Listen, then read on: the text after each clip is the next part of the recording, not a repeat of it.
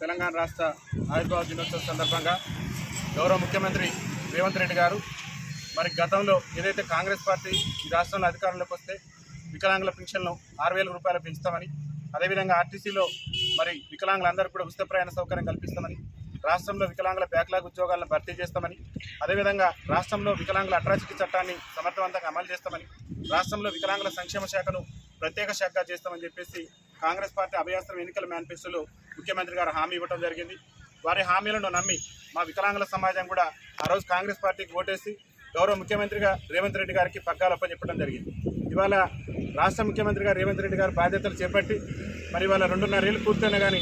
నేటి వరకు కూడా అసెంబ్లీ ఎన్నికల సమయంలో మా వికలాంగుల సమాజానికి ఇచ్చినటువంటి హామీలు నెరవేర్చినటువంటి సందర్భంలో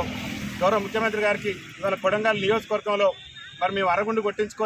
అరగడ్డం కొట్టించుకొని రాష్ట్ర ప్రభుత్వానికి మా యొక్క నిరసనను వ్యక్తం చేసి మా యొక్క నిరసనను తెలియజేస్తున్నాం. గౌరవ ముఖ్యమంత్రి గారు ఇప్పటికైనా మానవతా దృక్పథంతో